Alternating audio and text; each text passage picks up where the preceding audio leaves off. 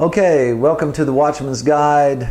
This will be the Pyramid Watchman's Guide, the Watchman's Guide on the Pyramid of Giza.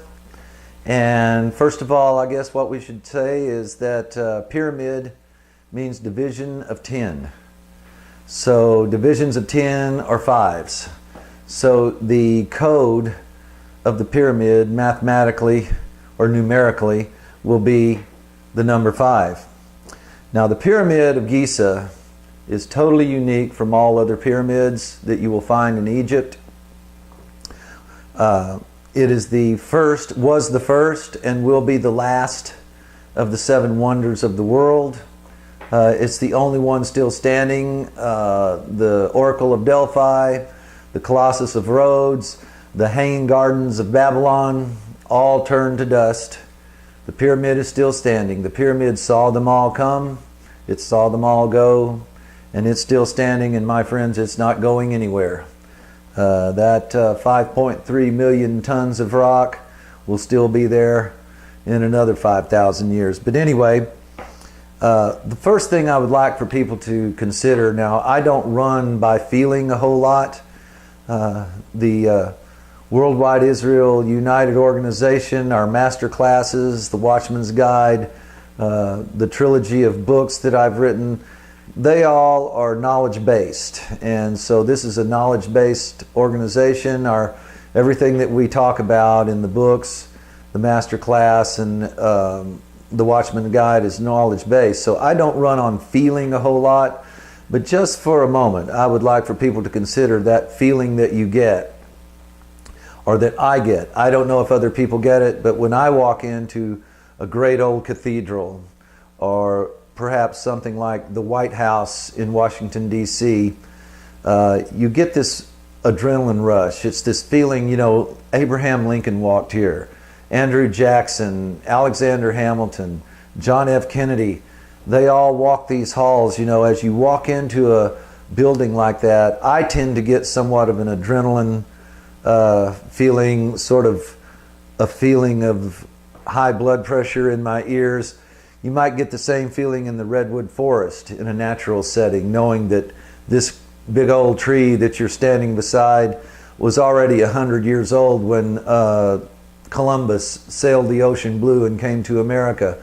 You know, it's that feeling. Now, I would like for people to consider what it might feel like to walk up to this pyramid or walk into it, knowing that when Abraham and Sarah, that's Abraham, folks, that's hundreds of years, centuries before Moses, just about a century and a half, maybe 2 centuries after the flood, maybe a little more, we're not totally sure, but very shortly after the flood, very early on in recorded history, when Sarah and Abram went down into Egypt just to avoid some drought and some famine, that pyramid was already standing there, sitting watch, and they saw that pyramid as they walked in. Now, they say that Abram, when he was standing on Mount Gerizim, which is 3,000 feet above sea level, looking southwest toward Egypt, when the conditions were right, he could see a little twinkling on the horizon, and that looked like a small star, but that never moved with the rest of the stars because it was actually attached to the land. There's nothing between Mount Gerizim and the Pyramid of Giza other than the Mediterranean Sea and some lowlands. So from 3,000 feet above sea level, looking down at the pyramid, which is only about 193 feet above sea level, all the way from Mount Gerizim in Israel, which was not called Israel then, it was called Canaan when Abram was there. Abram would go up onto Mount Gerizim, look southwest, and from time to time see a little twinkling star that was the pyramid. Because the pyramid was not always like it is now. What we see of it now is the core masonry. In the time of Abram and all the way up until, probably 800 to 900 AD, that pyramid was covered top to bottom with beautiful, highly polished, snow white limestone. So it was just a white edifice, pyramid sticking up out of the desert that was beautiful, that reflected the sun, that nobody knew what it was even back then, and to this day people are still studying that pyramid. So I want you to consider how it might feel. I think it would knock me to my knees to walk in to that pyramid just from the weight of history. And we'll talk about some of that history as we go. But the weight of history, plus knowing that you're walking in and the weight of 5.3 million tons of stone over your head, I think that feeling might just be a little bit overwhelming.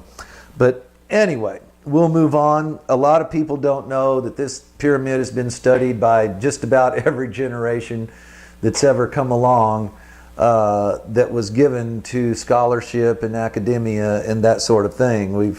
It's been studied for years. Still, no one can fully explain it. There are some things that I'm going to touch on right at the front so that you'll kind of get an idea of where we're going with the pyramid. For instance, Napoleon. A lot of people don't know that Napoleon visited the pyramid. Yes, when Napoleon was fighting, that pyramid was still there.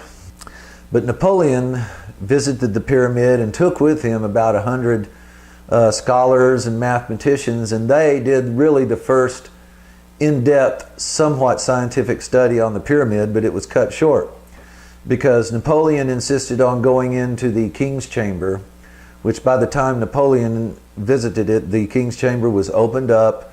They had opened up the upward passages.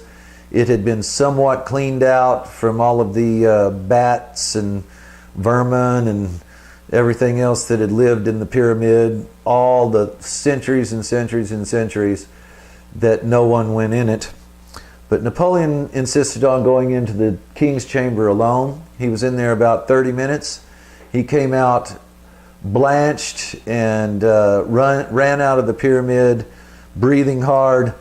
And when pressed, he said that he had had a vision, but he would not tell anybody what it was, because he said if he told them, they would not believe him anyway.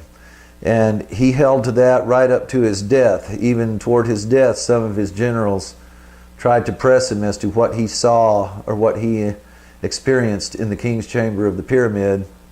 And he almost broke, but then said, nope, if I told you, you wouldn't believe me, and I'm just not going to divulge. And so he went to his death, and no one ever knew what Napoleon actually experienced in the pyramid. But shortly after he ran out of that pyramid, told the guys to pack their stuff, we're leaving, his Waterloo was not too long after that. So he never returned to the pyramid.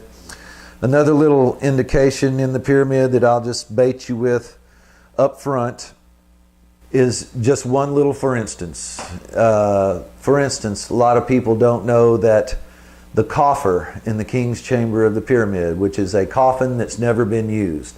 It's a coffer that's empty. It has no top. There was never a body in it. No body has ever been found in the pyramid. No gold, no jewels, no cartouches, no hieroglyphs, nothing has ever been found in the pyramid. It is a clean stone monument, stone edifice. It is polished stone throughout.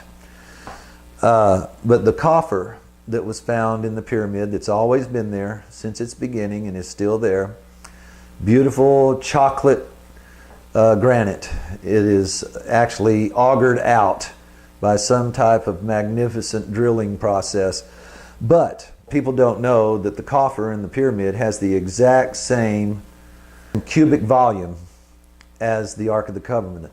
In other words, if you were to fill the Ark of the Covenant up with water, right to the point where that surface tension is just about to break, and you could drain all that water, drain every last molecule of that water out of the Ark of the Covenant, and take it to the pyramid and fill up the coffer, it would fill that coffer up right to where the surface tension is just about to break. The pyramid's coffer and the Ark of the Covenant have the exact same cubic volume, and that's just a little bit of a teaser about what we're going to find out about the Ark, about the pyramid. Okay, it stood there for millenniums, silent, unknown, unchanged. No one knew what it was. You know, you will find almost nothing, if anything, written in the ancient Egyptian texts about the pyramid, though it sits right in the middle of their nation.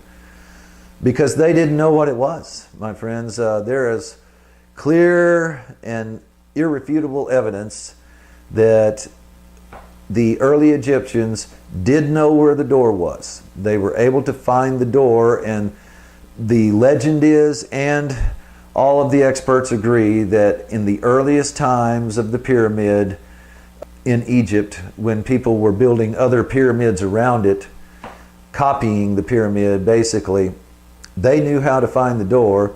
And the legend is that there were some painted markings on the pyramid in the early days, and with the painted markings you could find the door.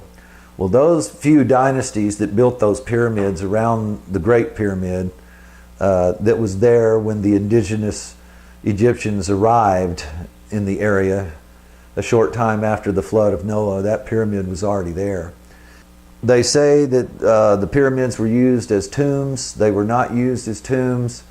I do believe that in some of the pyramids they did dress them out for a tomb for their kings. I don't know that they've ever actually found a king's body in any of the pyramids, but I can tell you this: in all, whether it be a pyramid or one of the other buildings or mausoleums in Egypt, in the Great Pyramid, you go down the downward passage and all you run into is an old junk pit. It's a dirt pit down at the end. That is not anywhere that any Egyptian king has ever been laid, because they did not inter their kings that way.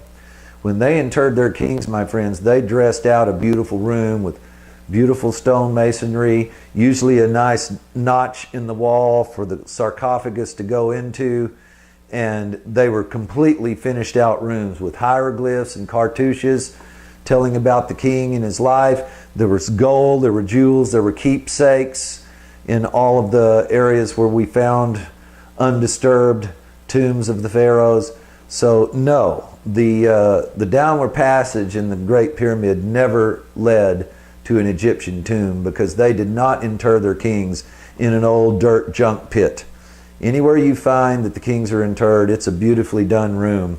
And they treated their kings with respect and honor, and treated them right when they laid them to rest. And so the Great Pyramid, no way. Now, I'm not going to talk about other megalithic sites right now. We're going to get through some of the pyramid. And by the way, we will not be able to cover the entire pyramid in a single newsletter. It's somewhat like the Bible. It's deep, it's rich. There's a lot of information to talk about when you're talking about the pyramid. Kind of like the Bible, very similar to the Bible in many ways. For one thing, anything that's been around for 3,000 to 5,000 years has a lot of history. So there's a lot to talk about. But one of the breakthroughs in the pyramid was after some of the British guys, we'll talk about opening it up later. Now, it sat for centuries and centuries. After, by the way, all the experts agree that those few dynasties that knew how to get into the pyramid were fairly short dynasties, and they came and went. And by the time those dynasties themselves were even gone, all the paint on the front of the pyramid had completely worn off, to where now it's just those highly polished white limestones. And my friends, those things are so beautifully dressed onto the pyramid that from 5 feet away you could barely see a tiny faint seam, and from 15 feet away the seams disappeared completely, and it was just a white, seamless, elegant edifice. And after those early dynasties, no one could even get in the pyramid. No one knew where the door was. It was so beautifully dressed in those white limestones that you couldn't even see the door. Now, folks, we're talking about a time when mainstream science says that people were walking around with rocks tied to wooden sticks with leather to get things done. Those were their tools. And yet this pyramid is beyond anything that even Trammell Crow could build today. Trammell Crow couldn't touch this pyramid with a 20-foot pole. Their engineers couldn't conceive of this pyramid, much less actually build it on a scale of 5.3 million tons. 13 acres of building there. Okay, anyway, the breakthrough, one of the greatest breakthroughs in the study of the pyramid, was when one of the friends, now it was always British guys that were going over there and studying the pyramid, and that is to a degree providence, and we'll see why. But one of the friends of Isaac Newton had been down studying the pyramid, and he was back in England doing his, compiling his research. And Isaac Newton, yes, when Isaac Newton was alive, they were already studying the pyramid, and it had already been there so long that no one knew where it came from. It's been here forever, folks, it almost seems like. But Isaac Newton pointed out to his friend, I think his name was John Taylor, Newton said, look, and they had come back, and having studied it, a couple of his friends had been there, and a couple of other English scholars and researchers had studied it, and they had come back pretty much thinking that this was a sacred artifact. This was a sacred relic from an ancient time. They could not figure out how it was built, and we still don't know for certain. From their point of view, back in Isaac Newton's time, it had to either be witchcraft or sorcery, or it had to be some type of a divine relic, because there was just no way. They knew of no civilization, and we still don't. We still can't confirm any civilization that had the ability to build this incredible 13-acre building in Egypt. So what Isaac Newton, what his contribution to the pyramid and the study of the pyramid, he never actually went to the pyramid, but he talked to his friends that were researchers there, and he told them that if this is actually a sacred relic, if this is actually something from God that has been built under divine inspiration, he told them that his research had discovered that in the ancient times they used the cubit, but there was 2 cubits. There was a profane or a common cubit, and there was a sacred cubit. But no one knows how long the sacred cubit was, because in Newton's time, no one knew, because it had been used in the Noah's Ark, but Noah's Ark is not to be found. It was used in building the Ark of the Covenant and the tabernacle that Moses built for the children of Israel in the wilderness. That disappeared during the Babylon invasion. Both the Ark and the tabernacle both disappeared. They've never been seen again. It was used in Solomon's temple, the sacred cubit. But Solomon's temple was destroyed by the Babylonians, and that sacred cubit will be used in the millennium, as Ezekiel was told by God specifically when God gave him the design for the temple in the millennium that will be built, probably with Ezekiel himself as the superintendent. We don't know for sure, but he told Ezekiel specifically to use the long cubit, and that was one of the references that Isaac Newton pointed to with his friends, was the book of Ezekiel, that there is definitely a lost long cubit that we don't understand. And we've always known that the cubit was a division of 25. There were 25 units to the cubit, but we didn't know how long the cubits were. So they started experimenting with factors at the pyramid when they were conducting their measurements. The reason why they felt that they were onto something is because they were British, and only the British and the American inch just happened to be, and we'll talk about this later and explain it, but our British and American inches just happened to be 1/2 of a hair's breadth, as it turns out, from the actual sacred increment or inch that makes up the sacred cubit. It is 11 ten-thousandths off. We've shrunk from the time of Noah's Ark and the time of the Ark of the Covenant. Our inch, our increment has shrunk. We've lost 11 ten-thousandths of an inch. That means it takes 1,011 British inches to make up 1,000 sacred inches, or what they're called nowadays is pyramid inches. So we didn't know what the sacred increment was. But Isaac Newton told his friends that were researchers that in order for you to fully understand this pyramid, if it is a sacred relic, you're going to have to figure out what the sacred increment, what the sacred cubit was, or it will not yield all of its secrets. So they started experimenting with factors. It's a geometric figure. It's a geometric object. So there are many circular aspects in the pyramid. And all of the circles that they measured using the British inch were coming out so close to the solar year. They were all coming out 366.7, and then around the perimeter of the pyramid, 36,675 pyramid inches around the, so they knew they were onto something. They were so close to coming up with the solar year. So what they did was they reinvented an increment that would be exactly 365.242 of those increments, which is the actual number of days in the solar year. And bang, they found it. They hit it. And when they found that increment, the pyramid burst open and started speaking in 5 different languages at least. It spoke in the language of mathematics, it spoke in the language of astronomy, it spoke in the language of prophecy, it spoke in the language of anthropology, and it spoke in the language of history. That's 5 right there, and it spoke in a couple of other languages as well. But once they found the sacred cubit, just like Isaac Newton said, it opened up everything. Now they could study the pyramid and have the proper increment and know exactly what the builders were trying to convey with the pyramid.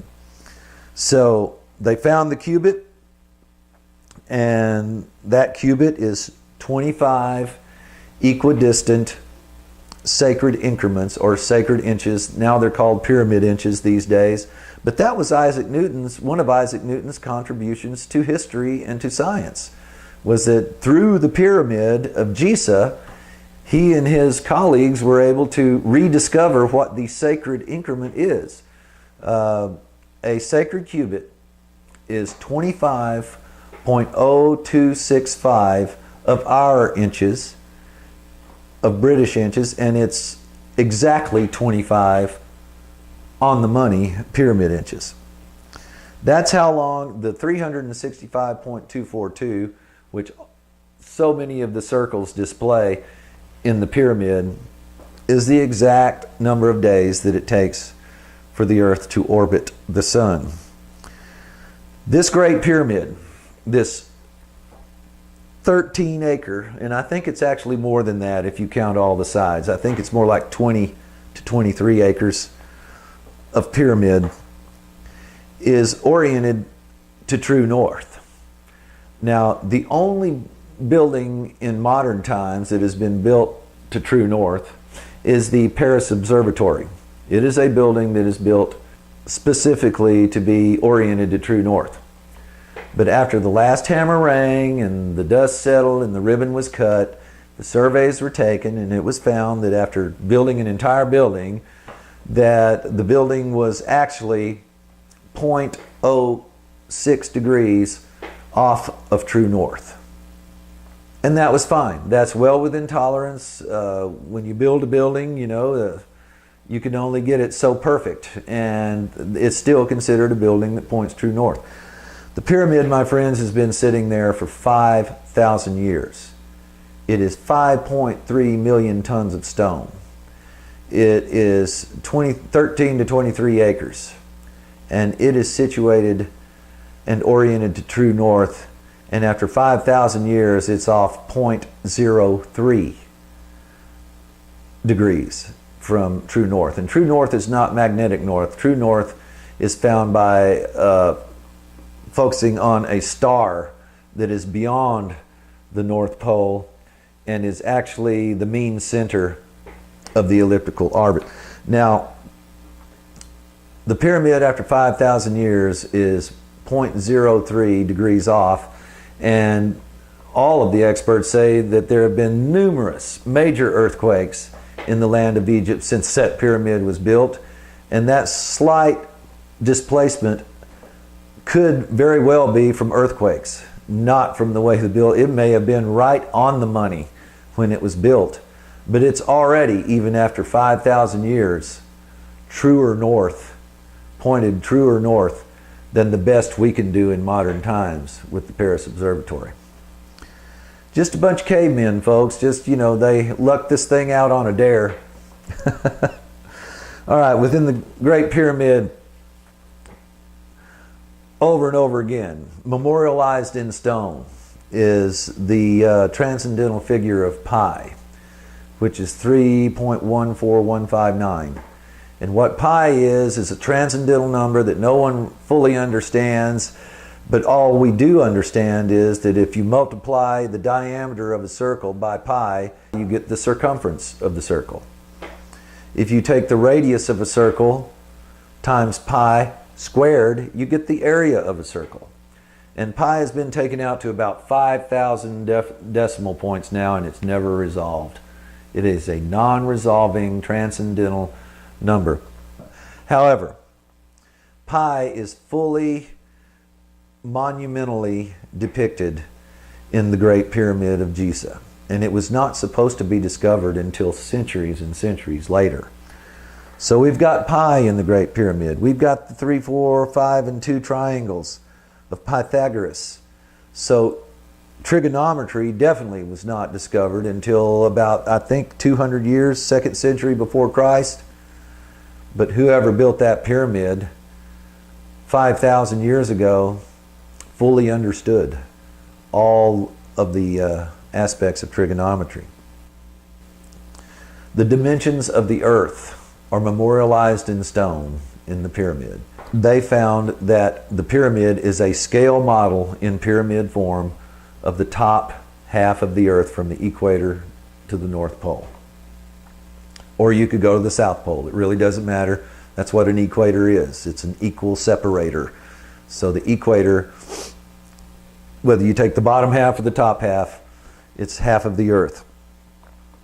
And the coolest thing, the most wonderful thing that they found out about this sacred increment that Sir Isaac Newton helped us find, the sacred cubit, you take those pyramid inches, those sacred inches, and later science had to figure this out and found this out. But remember, the pyramid is divisions of 10. That means 5. That sacred increment just happens to be 1/500,000,000th of the diameter of the earth from pole to pole. Actually, it's the axis diameter, but it's the diameter of the earth from pole to pole. Now, you can't use our British inches because they're half a hair's breadth off. You use a British inch and you're going to end up with a diameter of 500,250,522 or something like that. But in sacred inches, it's right on the money, which means that the radius of the earth from the equator to the pole is 10 million sacred cubits. Both divisions of 5, all divisions of 5. You're only going to find divisions of 5. I mean divisions of 10. You're going to find 5s in the pyramid is what you're going to find. If you take the top of the earth and you remove all the curvature, turn it into a flat plane, straight line, geometric object, and you shrink it down to the size of the pyramid, it will be the exact same shape as the pyramid. The pyramid is a scale model. What that means, folks, is that 5,000 years ago, somebody knew the diameter of this earth. Somebody knew that this earth was round. But that's not all. It keeps going, my friends. There's 2.5 million stones. These stones are 2 to 70 tons apiece. And they were supposed to do this with no tools, no cranes, no dozers, nothing. Just the indigenous Egyptians with slaves and stone tools, maybe bronze tools. We are missing something about our history for certain. No record in the Egyptian text. They didn't know what it was. It was just a thing sticking out of the desert. After those first few dynasties that also didn't know what it was, but at least they knew how to find the door and they knew that there was a downward passage underneath that pyramid. After those few dynasties passed away, that paint was gone, and for century after century after century, nothing went in the pyramid. Nothing knew what was in the pyramid. Nobody knew what it was, where it came from, or anything. Now, it was duplicated by those indigenous Egyptians back in those dynasties that were building some pyramids, but they didn't build this one. And most of the pyramids, folks, to this day are basically now just piles of rock. They hardly even look like pyramids anymore. You know, they're broken down. They were never anything all that magnificent in the first place. And so most of them aren't even intact anymore. But every single one of them, you can look at as, you know, there are books that I've looked at, you know, the first 4 or 5 pyramids all have downward passages, but I've seen books that show 40 other pyramids other than the Great Pyramid with its upward passages and its intricacies. 40 more pyramids that they found in Egypt, and all of them, their cross sections, they show them in cross sections. All of them downward passages, not a single upward passage. They didn't know about it. An Arab seeking treasure and his crew found the upward passages. But we'll talk about that later. But even though the ancient Egyptian texts don't have anything to say about the pyramid, does the Bible? Yes, the Bible does have things to say about the pyramid, which also lends credence to Sir Isaac Newton and his friends thinking that this is a sacred relic. This goes back to a time when our forefathers were walking and talking directly with God and learning from Him and doing what He wanted them to do. But let's look at the scriptures. Isaiah 19:19. In that day there will be an altar to the Lord in the midst of the land of Egypt, and a pillar, or a matzapah in Hebrew, which means monument, not pillar, but they translated it pillar. So, in that day there will be an altar to the Lord in the midst of the land of Egypt, and a monument at the border thereof to the Lord. It, so there's only one. They're not talking about a monument and a pillar at 2 different places. It shall be for a sign and a witness unto the Lord of hosts in the land of Egypt. A very amazing thing. Boy, were these old Stone Age people smart, because it just so happens that every letter in the Hebrew language bears a numeric value. If you add up the numeric value of that verse in Isaiah, starting at "in that day" and ending in the land of Egypt, the total number of the numeric value of that verse is 5,449. There just happened to be, in increments, in sacred increments, there just happened to be 5,449 sacred inches is the height from base to the top of the pyramid. Now, isn't that coincidental? Jeremiah 32:20, chapter 32, verse 20. God has set signs and wonders in the land of Egypt to this day. Now, Jeremiah was looking at his day as being modern times. And it sure felt like it to him, because everybody around him was going just absolutely crazy over the modern pop culture religions of their day, which was paganism, Molech worship, Ishtar worship, all these other worships. So Jeremiah is referencing his time as being modern times, and he's saying that this thing in Egypt's been there a long time. It's a sign and a wonder from God, and it's still standing to this day in Jeremiah's time. Well, Jeremiah, old brother, it's now 2,500 years later, and those signs and wonders are still in the land of Egypt, even unto this day.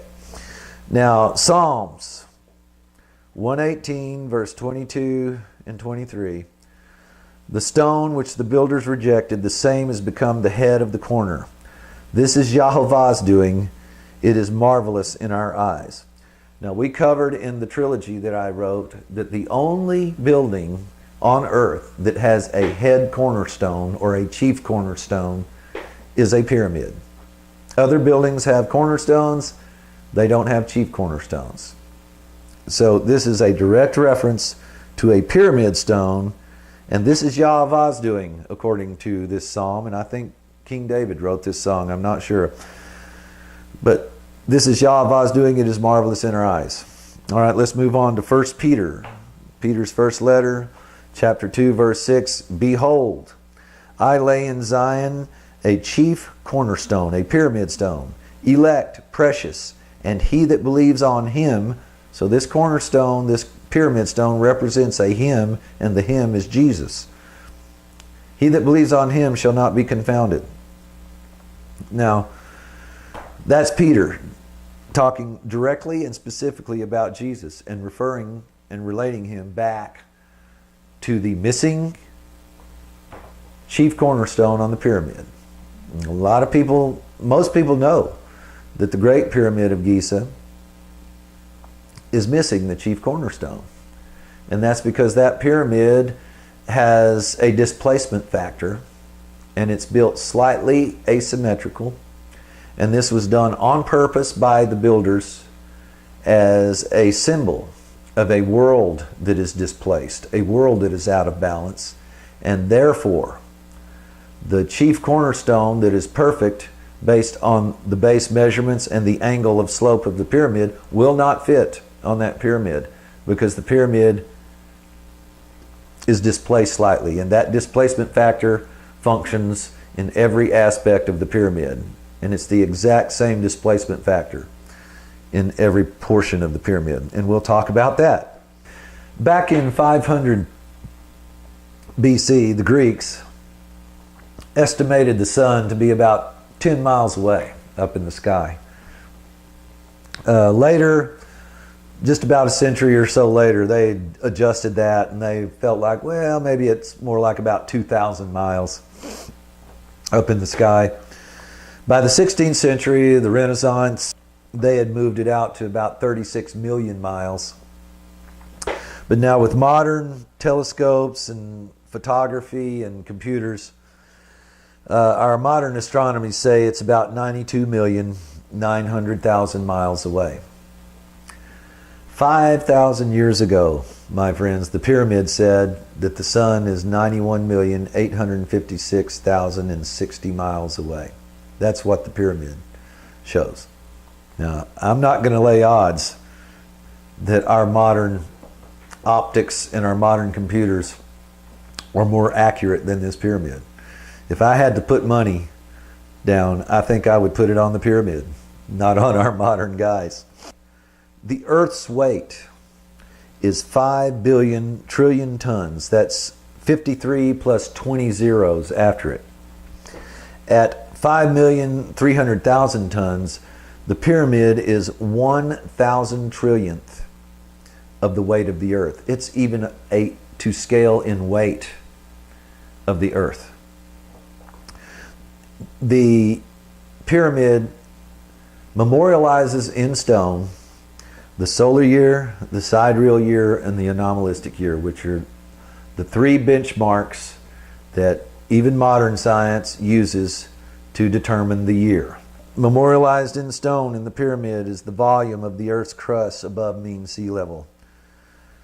The mean temperature of the Earth is not only memorialized in the pyramid, it is maintained in the King's Chamber year-round, regardless of the weather outside. Once they had cleared all the ventilation shafts that lead into the King's Chamber, once they got those all cleared out and got everything cleared out of the pyramid, the mean temperature of the Earth, 68 degrees, is maintained in the King's Chamber year-round. And that's not artificial, that's just from the air shafts and the way they built the pyramid. The curvature of the Earth is memorialized in the pyramid. And this was found fairly recently. A guy flying over in a plane noticed that at the time of day when our shadow would be like 20 times our normal height, at that time of day, flying over the pyramid, he saw just a very light shadow down the middle of one of the faces of the pyramid, which meant there was a concavity.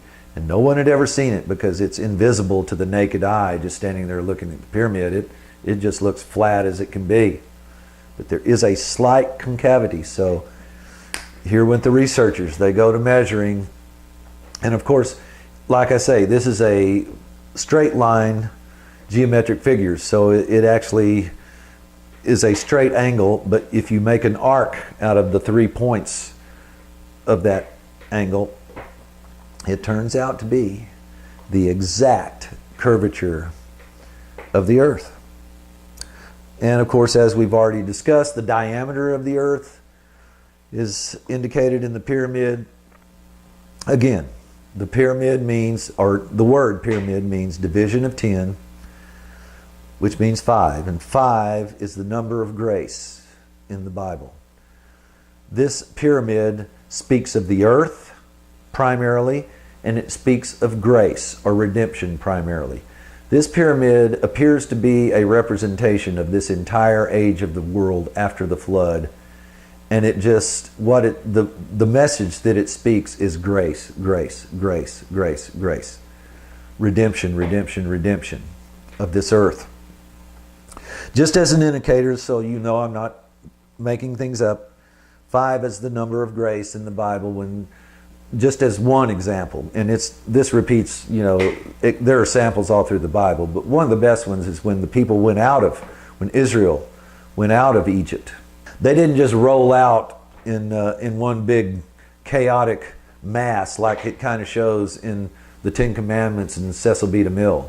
No, God told Moses, and Moses told the Israelites that they were to leave in columns of 5. A column was made up of 5, 5, and 5, and 5 columns. 5 columns of 5s, and that's how they were supposed to leave out of Egypt, as a symbol of grace and redemption. So anyway, that's how they were to leave Egypt, and it was a symbol of grace. And that's just one of the examples in the Bible, that 5 is the number of grace. But with regard to the pyramid, there are 5 sides, there are 5 corners. In the Queen's Chamber, the floor of the Queen's Chamber is 5 times 5, or the 25th course of masonry. So now, folks, on this 23-acre building, this edifice, the average is about 15 tons stones. With these stones now, they are building subtle symbolism into the courses of masonry, which coordinate with the inner passages on the inside of the pyramid, and tell a story about these passages, and the passages themselves tell a story.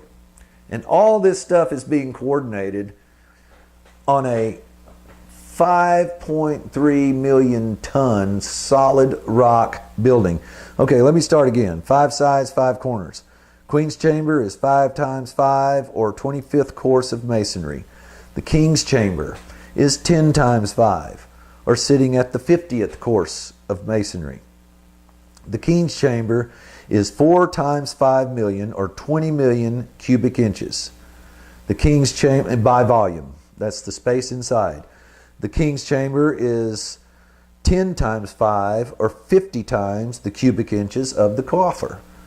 It has 50 times as much space in the King's Chamber as the coffer has in it, which means that the King's Chamber is also 50 times the cubic inches of the Ark of the Covenant. All right? The Queen's Chamber is 2 times 5, or 10 million cubic inches by volume. The Queen's Chamber roof peak is at 7 times 5, or the 35th course of masonry. The stone times 5, or 100. There's exactly 100 stones that make up the King's Chamber.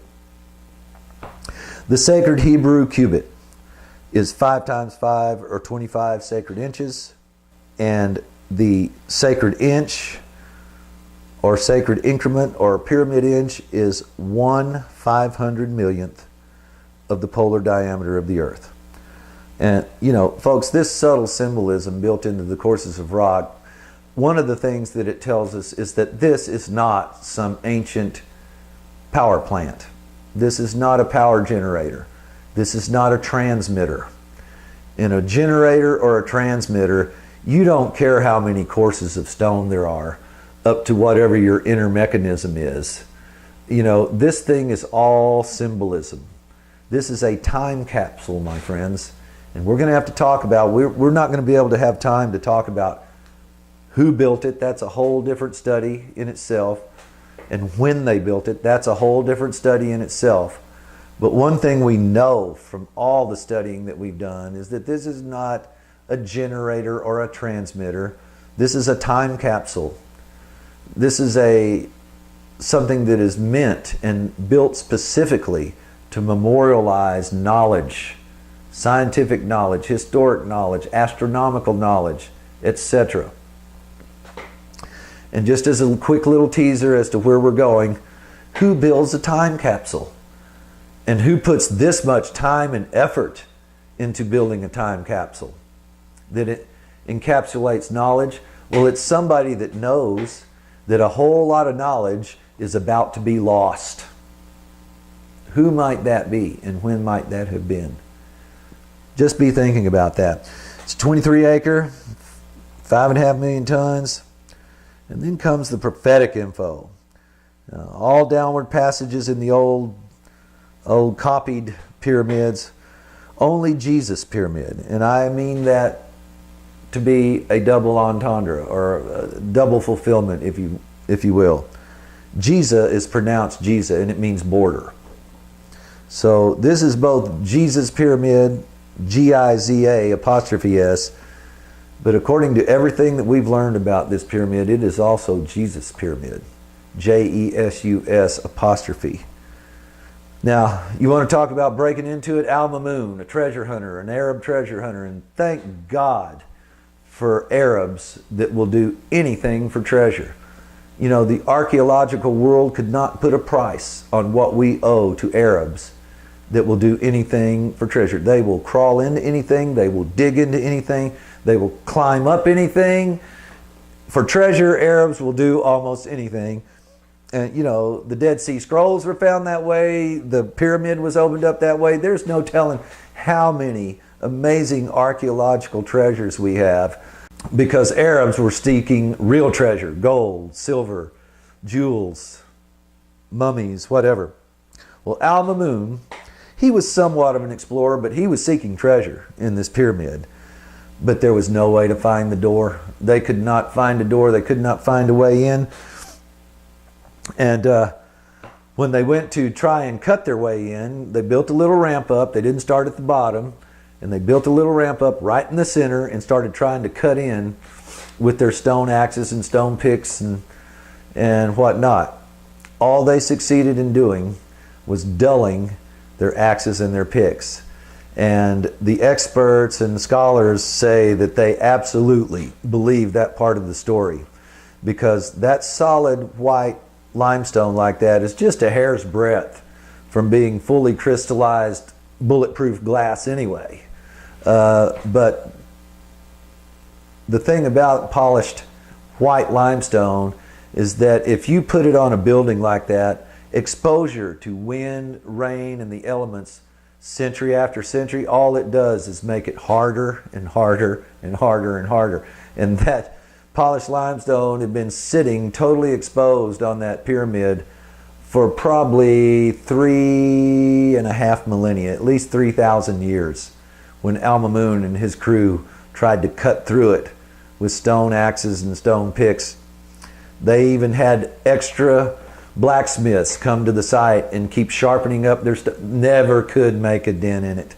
Finally, what they did was at the bottom of the pyramid, where the mantle, that white mantle, comes down and meets with the earth, they built massive, super hot fires, poured cold vinegar on top of the red hot, heated limestone stones, and started wailing on it with axes and picks down there, and finally were able to chip out enough of it to where they could get wedges under and start wedging out the limestone. And once they got the first few off, then it was fairly easy.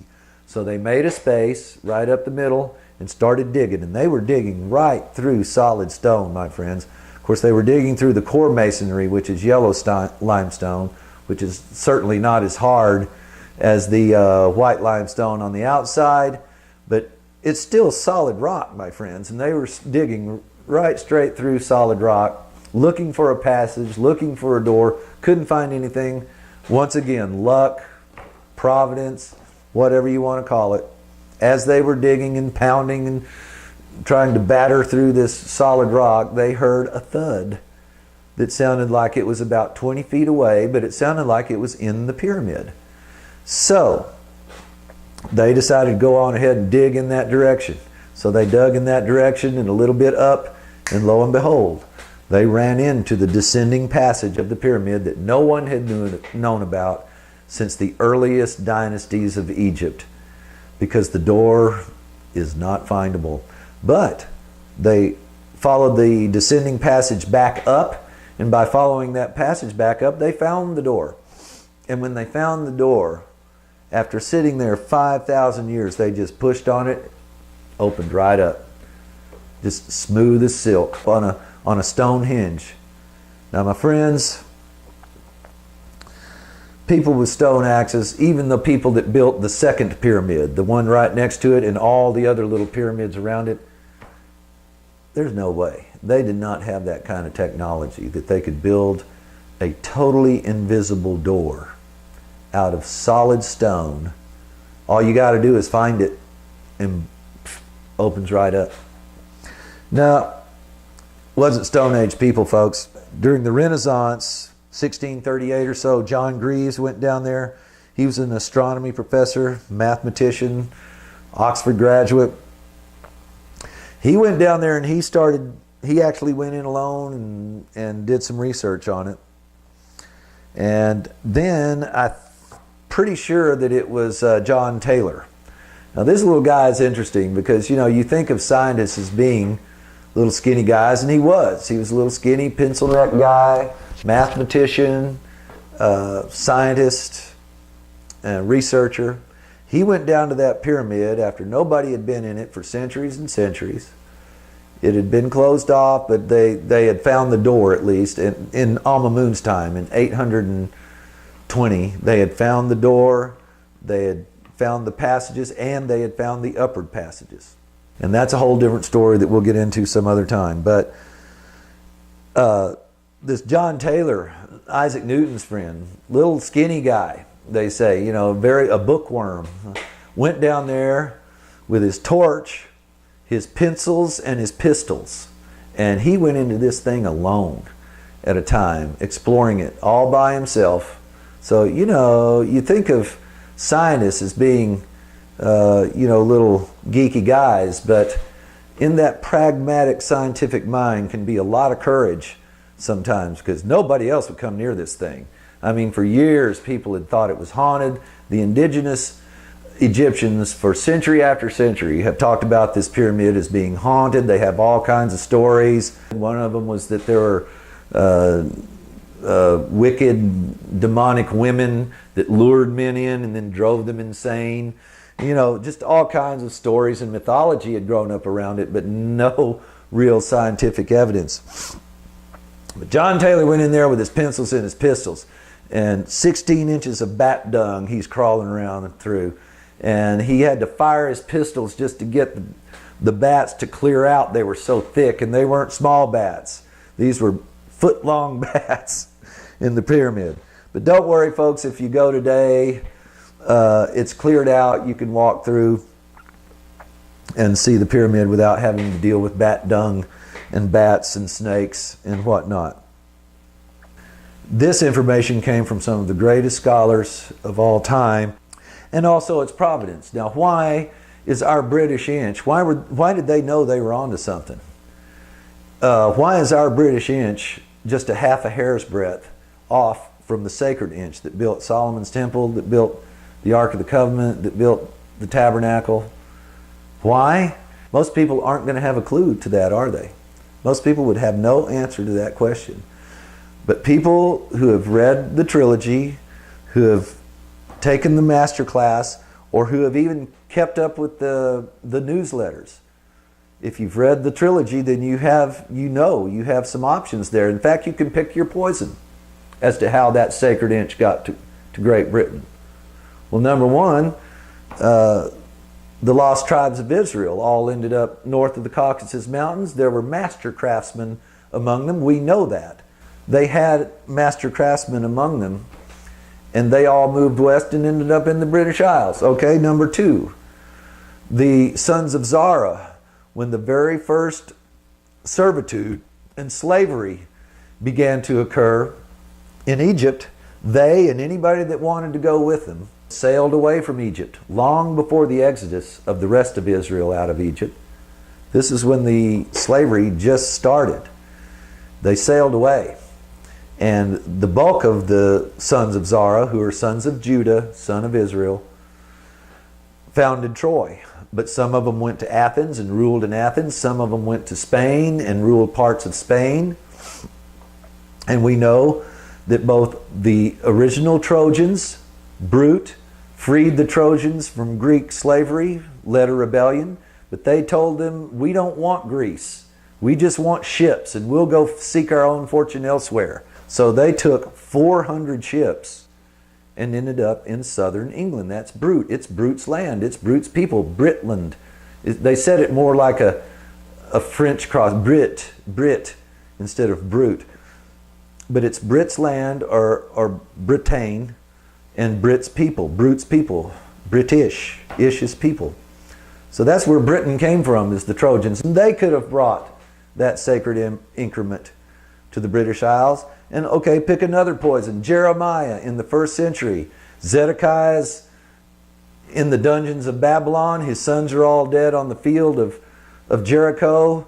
The Babylonians think they've completely wiped out the seed royal of Israel, but no. Jeremiah took the daughters of Zedekiah up to Ireland. One of them was left in Spain. The other one was taken all the way to Ireland. And he took also with him the stone of scone. So he knew the sacred increment. He knew everything about Solomon's temple and the Ark of the Covenant. So Jeremiah could have planted the sacred increment in the British Isles that we've all inherited here in America and Great Britain.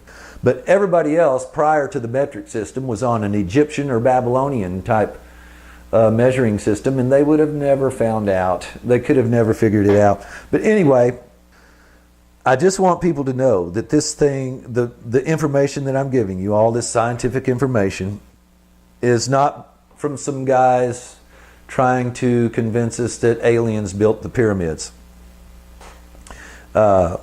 Let's just talk about some of the people.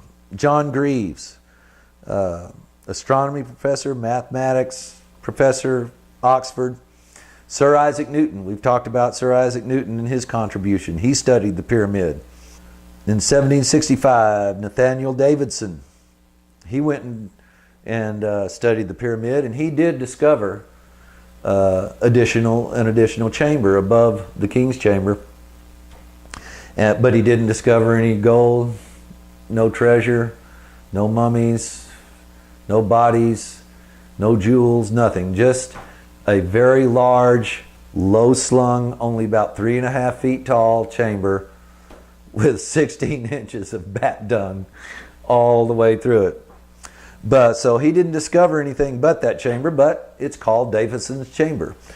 So he did get to name the chamber Davidson's Chamber. Later, a guy that wasn't even a scientist named Caligula, he was a merchant mariner, went and studied the pyramid, and he probably did the best job of any of them in that he was not a scientist. He planned to study it, but being a practical, non-scientific person, he realized that the first thing that had to happen was you had to clean the doggone thing out. So he cleaned out all the bat dung and moved into the pyramid. He set up shop right in the pyramid in Davidson's chamber, which is only about 4 foot high. So he had his bed laid out in there and his books and some candles, and he'd just stay in the pyramid most of the time.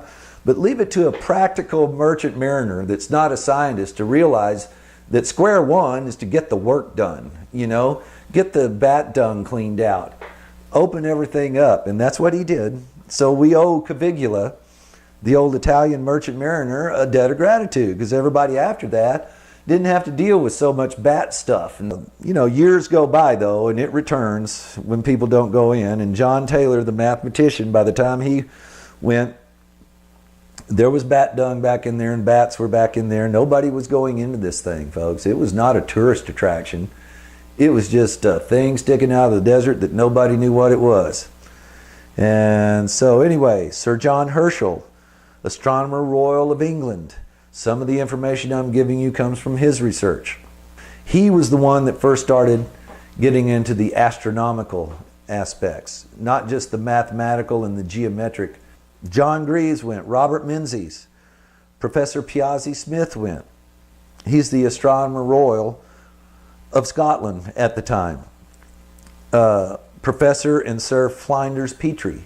Some of this information comes from his research, and his son went. His son was an atheist or an agnostic, and he was convinced that all this was just a bunch of baloney.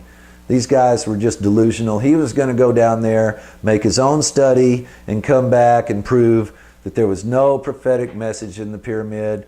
There was no real major scientific knowledge to be found there. It was just an old building. He went down there as an agnostic, came back about 4 years later, a totally dedicated Christian and totally dedicated to the idea that the pyramid is a divine or sacred relic. Now, Dr. Adam Rutherford, James Rutherford studied it, and then Dr. Adam Rutherford studied it and wrote a 5-volume study of the pyramid, and a lot of this information comes from his study. So this is not just from a bunch of young guys making a documentary. This research goes way back, and it tells us that this pyramid has been the silent watchman of the centuries, and it's the prophetic monarch of God. It stood there for time immemorial. It was the first of the 7 wonders of the world. It is now the last of the 7 wonders of the world, and it's not going anywhere. It will continue to be the last of the 7 wonders of the world. And again, we have not even been able to scratch the surface of the prophetic message in the pyramid, scratch the surface of when it was built or who built it. And those are all separate studies, and we'll get into those in the next Watchman's Guide or as we go along in the master classes. This is really more master class material than it is Watchman's Guide material, but I promised to do a newsletter on the pyramid, so here it is. Thanks for watching. I hope you learned something about the pyramid that you haven't seen on other documentaries and whatnot. And there's a lot more to it, folks. Just like the Bible, the pyramid is something you can study for the rest of your life, and you'll still be studying. So we'll go over a lot more things in the Watchman's Guides to come. I appreciate you watching. God bless you all, and we'll see you next time.